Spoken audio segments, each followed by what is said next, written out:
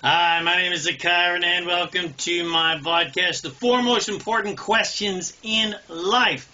And when you're clear about the answers to these questions, you will lead a prosperous, joyful, loving, fulfilling, and magical life. And these questions are: who are you?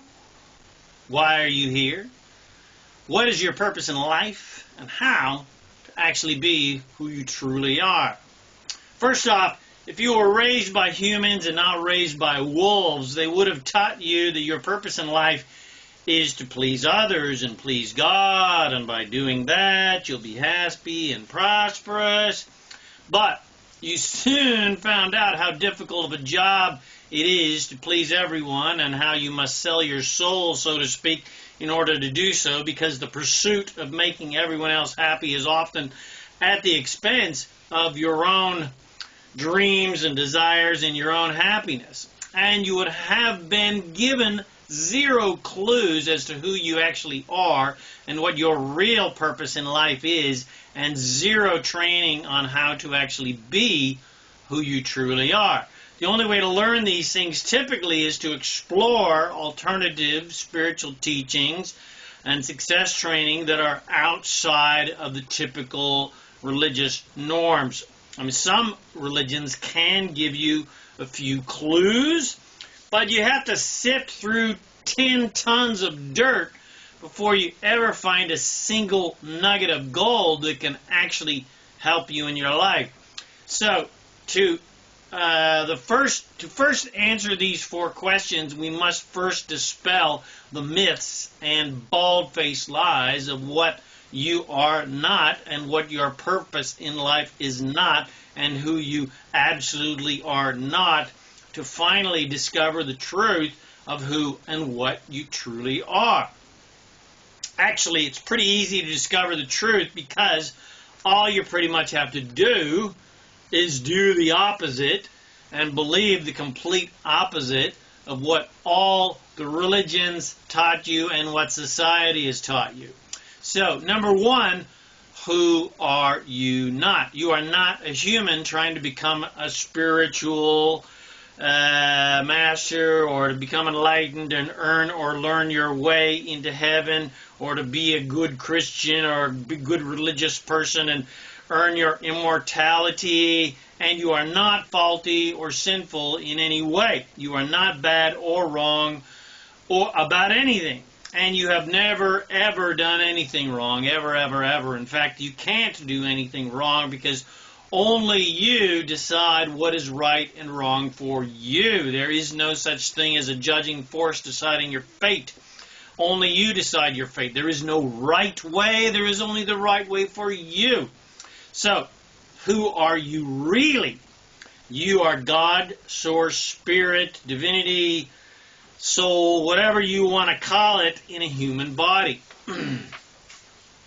Who and what you truly are is Source. You have a Source self, a God self, if you will, a Goddess self, and you as that Source, you as that Spirit, you as that soul, that God Source, is expressing itself through your human body, and the Source you has done this a million times. And because you are Source, who you truly are is completely, divinely, perfect, and unconditionally loving, infinite, and immortal. So you as Source, you as Spirit, you as soul can't ever die. So in truth, death is a complete illusion, and only the bodies we inhabit can die. But who we truly are goes on and on and on and on forever and ever and ever. And because there is no judging, no such thing as a judging God force that judges us and condemns us, which would be totally illogical, because that would mean that God would be judging itself. That means no one can ever get anything wrong, and we never get anything done, because we are all eternal creators. And because this is a universe of attraction and not a universe of assertion, where people or forces can assert their will against our will, but that can't ever even happen in a universe based on attraction, which means there are no such thing as victims, because every single experience is attracted. Most people attract most things in their lives unconsciously, though, because they don't know how to focus on what they want. So they are just kind of reactor attractors, rather than conscious attractors. So most people, are just unconsciously creating what they necessarily don't even want. They don't know how to focus on what they do want, and then allow the universe to give it to them, and they don't understand that they are immortal, infinite, all-powerful creators. But nevertheless, everything, in every single person's experience, without exceptions, everything is attracted and never, ever, ever, ever asserted upon anyone against their will. So plain and simply, who you truly are is God's source expressing itself as you through your body. And even though you more than likely identify yourself as this body, you are not your body. It is your creation. That who you truly are, created to live in and through and experience life through on this leading edge of creation. And contrary to what most primitive religions believe, we are not, I repeat, not separate from God, and we can't ever be separate from God because we are God. You are God's source expressing itself as you, and you are never, ever, ever, ever, and never have been separate from the God source that you truly are. But you, as a human, have the free will and freedom of choice to perceive yourself to be separate from source, from God, if you choose to perceive yourself in that way. And you can unconsciously or even consciously pinch yourself off from who you truly are as this source by thinking in limited ways and judgmental ways that are contrary to who you are as source and who you are as source thinks and believes, which is always in unlimited and unlimited and allowing and unconditionally loving and generous and joyful and infinite prosperous ways. Say that 5 times in a row. Who you truly are as source never ever pinches itself off from you. But you can pinch yourself off from the inner divine you with your stinking thinking, which is what most people do because they primarily think in very limited and lack-oriented ways. They think about what they don't want, and they judge and condemn what they dislike in themselves and other people, and they focus on a lack of what they want rather than a fullness of what they do want. And therefore, they pinch themselves off from their own source, because source never ever judges us or anyone. Source never ever thinks about a lack of what we want, or ever thinks about or judges things that we don't like, ever. If Source did think about things that we don't like and agree with us, that we don't like them and they're no good, etc., then we would not feel bad. We would not feel a disparity between ourselves and God. We would be in alignment with God, so to speak, because we would be, we'd be thinking in the same way that God thinks. But Source God doesn't think in negative, limited ways ever. But when we think in lack-oriented and limited and judgmental ways, we feel terrible because we have pinched ourselves off from the unconditional love of Source, which is what most humans do, and then feel separate from God, and then they try desperately to get back to God somehow. But the problem is, they try to get back to God through behavior. But that never, ever really works, because you as source, the God you, the goddess you, doesn't care how you act or how you behave.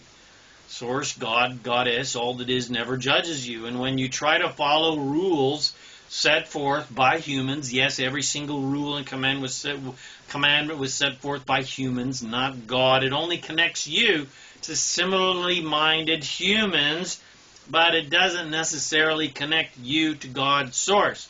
The only way to get back to God, so to speak, is to think like God does, to think like you as source thinks, which has nothing to do with positive or negative or moral or immoral behavior and acting in pious ways to prove your supposed worthiness.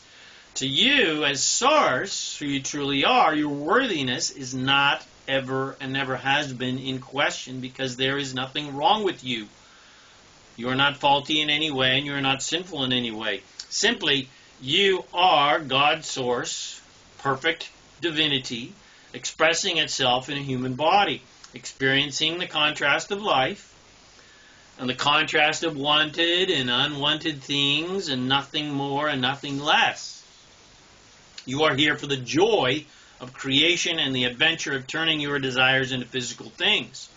You're not here to prove your worth that does not need to be proven to anyone. And when you try to prove your worth, you pinch yourself off from who you truly are as source, God, Goddess, all that is, because God's source never ever judges you in any way. Humans came up with superstitious religious behavioral practices such as following commandments and countless rules and regulations about sex and money and worship and children, etc., as an action-based strategy to somehow achieve purity and prove worthiness and goodness and godness to some judgmental, insecure God that needs you to prove your worth to him.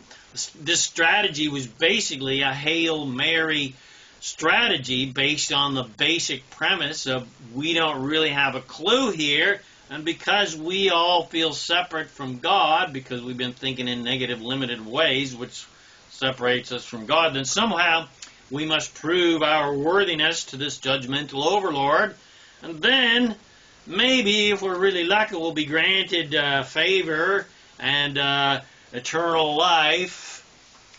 And to be honest, this is a totally childish premise based on pleasing some sort of concept of God as being a father or a mother figure to make them happy, and not, so they won't spank us and ground us, and so that they'll continue to love us and give us affection and feed us, and so that we can continue to, feel loved and feel like they approve of us, and not be thrown out of the cave and be eaten by the saber-toothed tigers, basically, for our survival. And we applied this please our parents strategy to God, which we perceived to be separate from us, and to be our protector, like a father, and to be a nurturer, like our mother.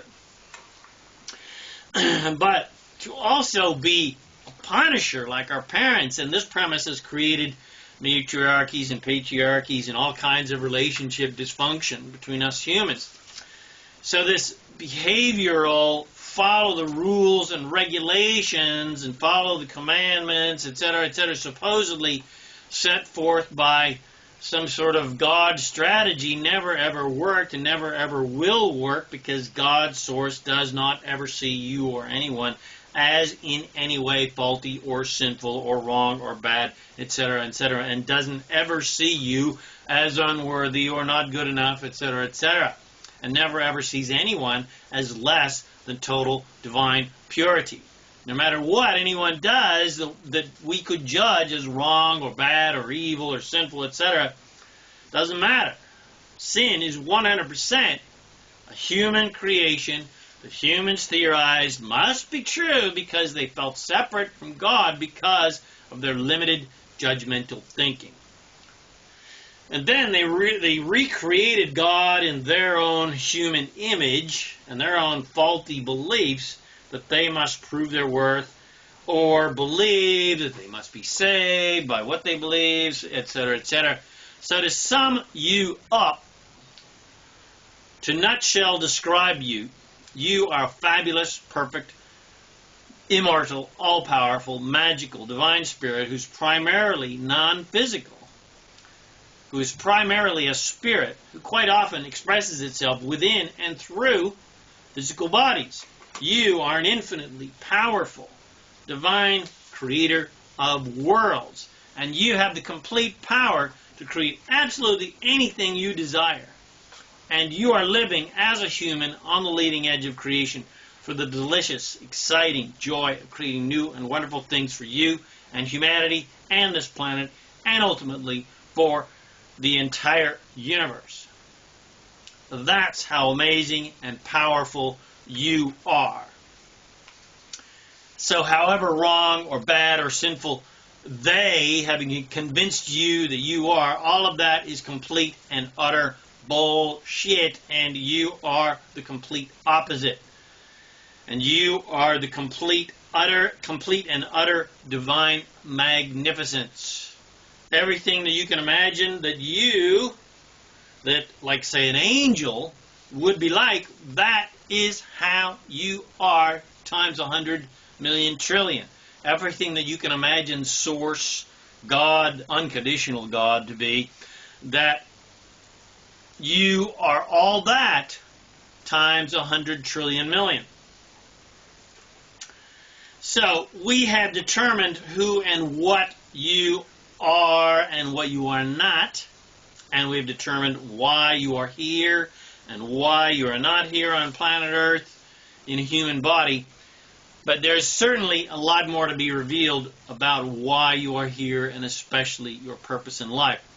So you're not here to prove your worth to God or anyone, because your worth is not ever in question, and you can't ever get anything wrong, and there is no such thing as a judging God, and you are not here to be saved by Jesus or anyone, because there is nothing wrong with you, and you are immortal and don't need to prove your purity or your worthiness to be granted immortality by some sort of insecure immortality judge.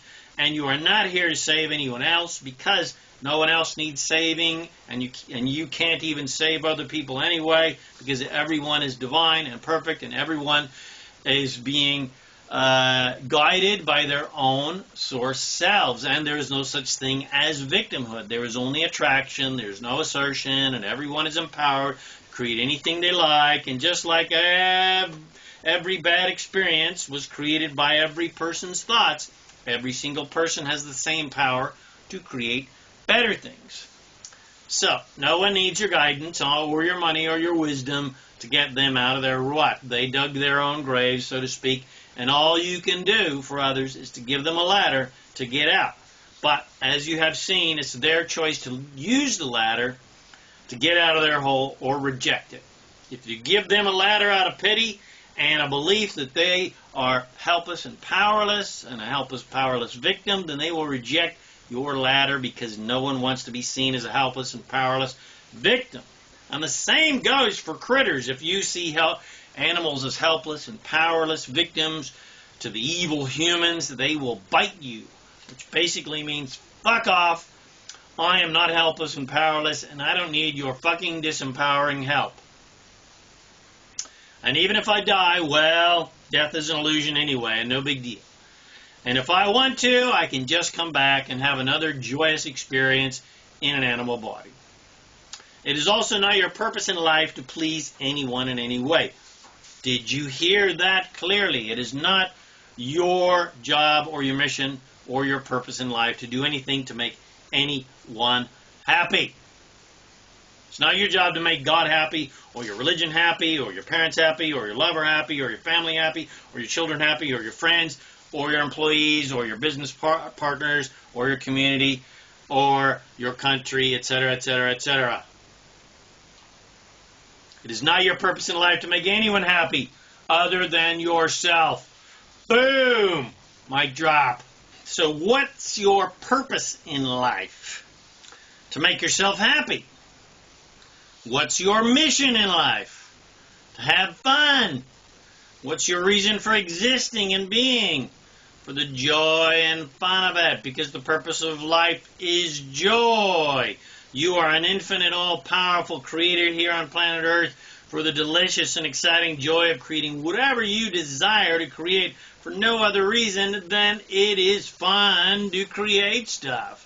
You're not here to prove your worth by how awesome of a creator you are, or how magical or how powerful you are, because everyone is equally powerful and magical. And no one is more powerful or more magical than anyone else, just that some people are in better alignment with their desires than others. The only difference between people is how much they are desiring and how much they are allowing those desires to come to them. and how much they are resisting those dreams and desires, and therefore blocking them from coming to them by doing stupid things like trying to prove their worthiness or how much they have struggled. You're not here to struggle. You're here for ease and joy and fun. You're not here to create new. You are not here to create the same old crap that everyone else has, made and tells you that you got to make and do over and over again. You're here to create new, wonderful stuff. You're not here to save yourself or to save humanity, because no one needs saving. You're not here to, joyfully create new and wonderful things to save planet Earth, because no one needs saving, and this planet does not need saving. Yes, humans have done their darndest to try to recreate nature into its own faulty image of itself, just as humanity has done with God. But nevertheless, nature and all of the animals and plants, etc., are not helpless, powerless victims, but need saving from the ignorant, disconnected, misguided humans. Because every bit of unwanted contrast causes every soul, which includes the souls of every creature, and animal and plant and minerals, etc., to launch massive mothership-sized rockets of desire for improvement and prosperity and thriving and growth and expansion and evolution. It's just that animals do it in a much more simple way. They just go, I like this, I don't like that, I like this, I like this, I don't like that. So you and every human and every creature are here for the same reason, for the joy of creation. And to put it even more succinctly, we are here for the joy of creating our desires into physical reality. We're not here for the creations and the stuff, because the creations are merely the reason for the adventure of creating those creations. And no matter how many creations we create and amass, we will always want to create more and more and more and more and better and better and better, because we are creators, not banks and storage units. We don't need a stockpile of creations to prove anything to ourselves or anyone. And all creations are always in flux anyway. All creations in the physical world are constantly changing and growing and expanding and decaying. And yes, decaying and dying, but not because there is anything wrong with old stuff, but only because we as creators naturally always focus on the new stuff and just kind of leave the old stuff behind. And our attention will always sway away from the old stuff because it's all old stuff.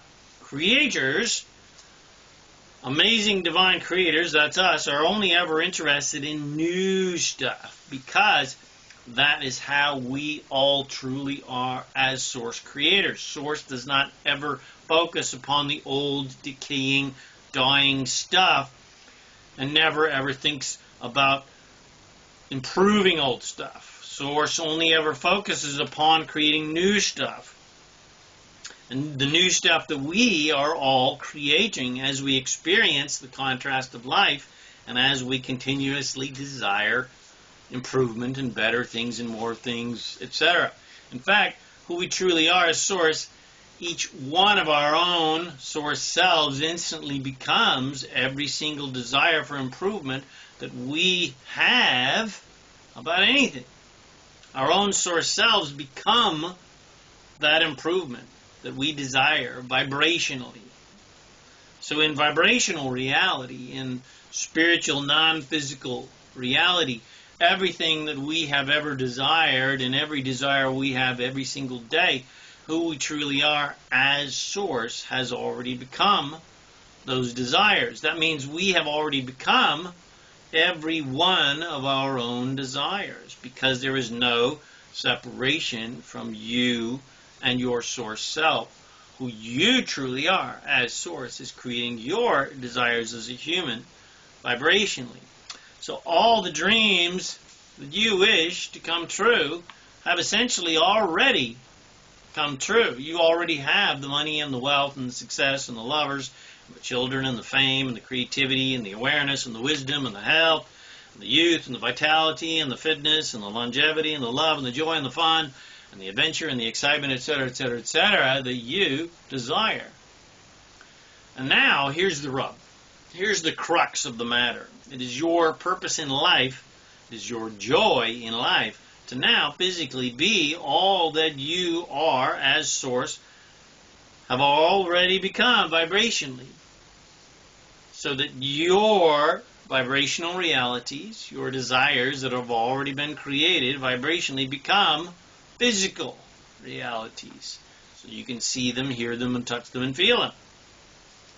Why? Well, just for the fun of it. Just because you can. Just for the utter and complete joy of the adventure of creating your desires into physical reality, and for the utter delight of enjoying how awesome of a creator you are, and how awesome and infinite and prosperous the universe of creation is. Because anything you want, it just creates it for you. And how awesome of a relationship you have with your own source and with the entire universe of creation. That anything you want, it just gets made for you. And how awesome and infinitely powerful you are, because all you have to do is point at what you want and allow the universe, the entire universe, to just rearrange itself and create it for you. Just rearrange all the cooperative elements that you need. And all you have to do is point and allow and expect your desires to come true. And so they do, if you can just do that. If you can just step into a vibrational place of allowance, like a masterful magician. You just expect magic to happen every day and everywhere, and so it does. Easy. Magic is happening in the world of creation 24/7 right now, so you might as well be a conscious and deliberate participant, cooperative participant in that magical daily infinite creation. So finally, you know who you truly are and why you are here. And this has guided you naturally about how to actually be who and what you truly are, because who you truly are is divine perfection. You don't have to do anything to be the infinitely abundant, unconditionally loving, all-powerful master of creation that you truly are. All you have to do is stop thinking and doing all the crap that is pinching you off from the source of who and what you truly are, and the source of your awesome infinite power. Stop thinking and acting and believing the ways that other humans have taught you to think, believe, and act, and you will be the divine perfection that you truly are. Stop thinking and believing in the illusions of limitation and scarcity and lack and ignorant beliefs in a need to prove your worth, and the ignorant beliefs in your supposed faults. And stop believing in other people's supposed faults. And stop buying the news that everything is a tragedy, and stop believing in the ludicrous, disempowering fantasy of victimhood and helplessness and powerlessness, and that the world is a world of assertion and evil, bad things can assert their will upon you, and the insane proposition, that evil people, can control you, and there is an interventionist, assertive God, and we are all helpless, sinful puppets, and need to prove our virtuousness to this insecure God that requires our worship and submission to assuage his insecurities and grant us our wishes. Stop believing in the foolish fantasy that if we please our parental God, he will grant us our wishes and let us into heaven. Stop believing in the ludicrous crap they have force-fed you that there is anything wrong with you, and start believing in your awesome magnificence. Start believing in your unlimited power to create anything that you desire, and start believing in the fact that you and Source, you and God are one. Start believing that you are God, that you are in fact Source, all that is, and start believing and knowing that you are the God or the Goddess of your own universe. And you decide what goes in your universe. You and you alone, in complete unison with who you truly are as Source, are completely in charge of your life, no one else's, and you answer to no one but you. And you as Source, the inner you, is always guiding you in the most optimal, easy, directions to more and more love and more joy and more prosperity and more ease and more fun. Every single desire you have, you as Source has already become that desire and is guiding you to the path of least resistance, which is the path of most allowance, which is the path of ease and grace and joy and fun towards the physical manifestation of every single one of your dreams and desires just for the fun of it.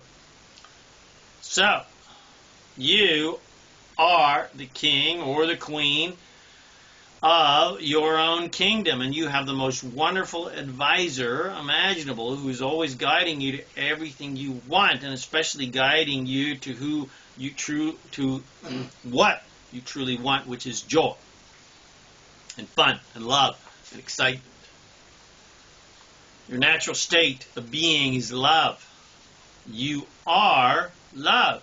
So you don't have to do anything to get love or possess love or control love or make deals and agreements so that you can maintain love or make vows so that you can somehow maintain love. And you don't need anyone to give you love because you are love. Your natural state of being is prosperity and well-being. You are well-being and abundance. So you don't need to do anything to get well-being and abundance. The natural state of Source in the universe is love, well-being, and prosperity and abundance. Your natural state of being is joy, because the natural state of your Source and the natural state of the universe of creation is joy. And you don't have to do anything or be any specific way or have any specific thing in order to be happy. You just are joy. You are joy. You are joy itself. You don't need conditions to change or be any certain way in order to be happy. So that means you don't have to be any certain way or think in any certain way or do any certain things or have any certain things in order to be happy or healthy or prosperous. Just don't do things that make you unhappy. Just don't think in negative, limited, judgmental, lack-oriented ways that make you unhappy. And being completely healthy and vital and prosperous are your natural states of being, because who you truly are as Source is completely healthy and vital and prosperous. So just don't think and do things that feel bad, that block you from your natural flow of health and well-being and vitality and longevity and prosperity, etc. And think and do things that are nurturing to your natural states of joy and love and well-being and prosperity. In other words, if it feels good to think that way, keep thinking that way. And if it feels bad to think that way, find something that feels better to think about. If it feels bad to do that, then find something that feels better to do or think. Does it feel good to take care of yourself and spend quality time with yourself, alone in communion with your own Source, meditating and affirming what you want and feeling the joyful feelings, being, doing, and having what you want? Well, then do that every single day. Start your day that way. And consequently, if it feels bad to give all of your attention and energy to everyone else and trying to please the world while you're neglecting your own dreams and desires and your own joy and happiness, then you had better shift gears and get on a better track and start focusing on your own joy rather than the happiness of others. If it feels terrible and draining and you feel unappreciated, spending your entire life helping everyone else fulfill their dreams at the expense of your own dreams, then you'd better get refocused on your own dreams. And if it feels like crap-a-doodle-doo, spending your entire life trying to control your external reality and control everyone in that external reality so that you can be happy, and it feels terrible and exhausting trying to get rid of all the things and all the people that you dislike and don't want in life, and it feels overwhelming trying to control a million things that you don't seem to have any control over, so that you can finally be happy when all those bad things that you don't like have finally disappeared. Well, then you might want to let go of all that futile control. And instead of trying to control reality to feel good, you might try feeling good regardless of conditions, and just control the only thing that you have any control over, which is your own thoughts and your own vibration and your own happy feeling state. Now, I could go on and on about how to encourage and rebuild a solid foundational connection to who and what you truly are as Source, and how to listen to and follow the guidance you are always receiving from your own Source to guide you to the path of ease, to create your desires into physical reality and generally have a wonderful, blessed, joyful, prosperous, loving, magical, and fulfilling life. But I've already done that in my Master Keys of Success and Daily Success Rituals series, available at masterkeysofsuccess.com, as well as my countless other videos, podcasts, articles, and books. And making that connection would be very easy if you hadn't trained yourself away from your natural state of divine alignment and well-being and abundance. But it really doesn't matter, because you are not a victim to that. It was all part of the plan, so to speak. You chose to adopt voluntary amnesia and not remember who and what you truly are, so that you could dig deep into the contrast of the unwanted things of life, because you knew that contrast would inspire within you great desire for improvement, and you knew that it would be a fun, exciting adventure creating and manifesting that improvement into your physical reality, and you would have fun delighting in your awesome magnificence because you created it. And now things can get easier and easier because you naturally attract less and less extreme contrast because of your solid, aligned, foundational connection to who you truly are as Source, and because you built such a degree of unstoppable momentum. And no matter how wonderfully prosperous and delightful and exciting and loving and blissful and satisfying and fulfilling your life gets, there's always room for improvement. Things can always get better and better and better. No matter how rich you get, you will always want to be richer on all levels with all things, not just money, but richer in love and richer in wisdom and richer in well-being, because there is no end to your journey of creation and no end to your journey of richness and wealth of all things. There's no end to your desires and your desires to create new and wonderful things. You are a desire being. The mantra of Source, the mantra of the universe, is more and bigger and better and greater and more love and more joy and more fun, etc., etc. There is no such thing as a seventh day when who you truly are as a creator of worlds just retires and then does nothing for the rest of eternity. That's just poppycock. There are no laurels to rest upon. There is nothing to retire from or escape from, as if there are things trying to take away from you. That does not exist. There's nothing to run away from. There are only things to run to.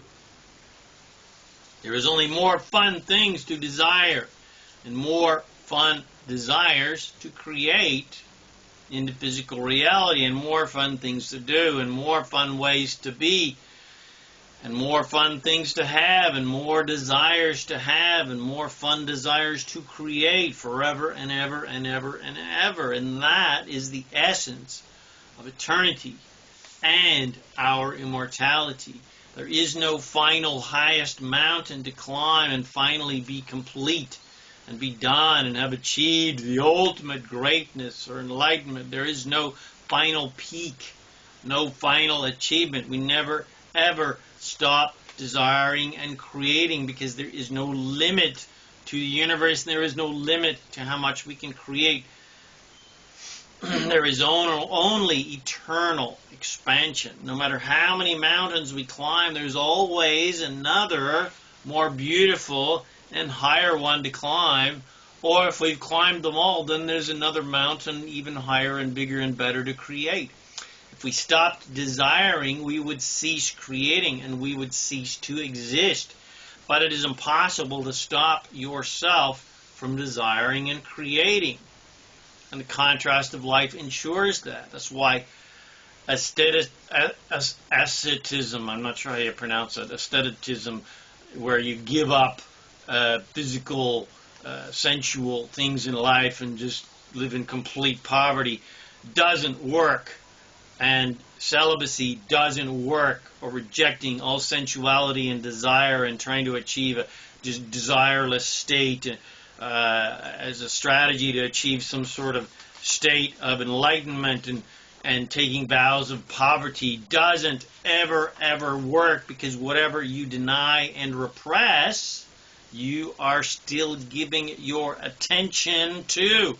And what you are saying to the universe and the law of attraction that is important to you, because you've got your attention on it, and those desires naturally want to be expressed, because we are desire beings, we are creative beings, and the desires you repress will tease you and haunt you and tempt you like some sort of devil, which is how the concept of a devil and Satan and temptation came into existence in the first place, because whatever desire that you try to repress and deny has control over you, like a slave master, like a drug addiction.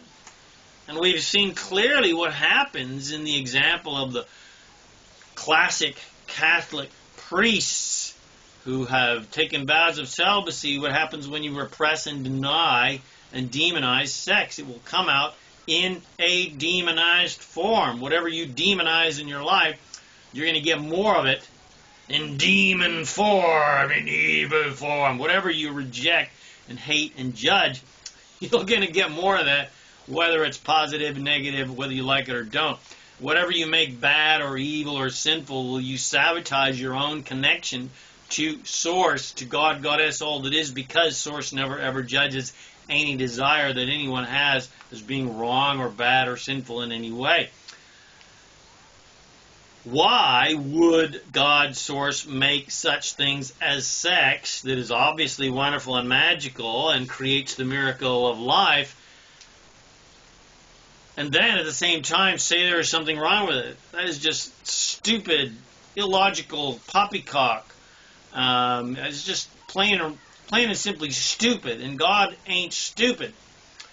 And the same goes for anything that anyone could desire, such as money or success or sex or whatever.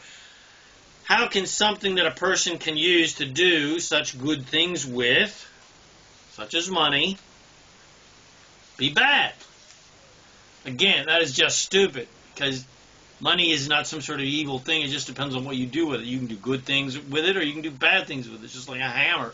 You can build things with it, or you can crack somebody's head open with it. Again, judging those kind of things as bad is just stupid, and God ain't stupid. Sex and love and money or anything that exists or that we have created is not bad or good. It's just what you do with it and your judgments and your perceptions about it that makes things good or bad, but only for you, really. It doesn't matter what anybody else thinks or decides or believes. This is the essence of the knowledge of good and evil. Not that there is such a thing as evil, because there is no such thing as a force of evil, but there is such thing as judging something or someone as good or evil. And that is your choice as a creator God. That is the wisdom of the knowledge of good and evil. Not that there is some force of evil, but that you can cut yourself off from goodness.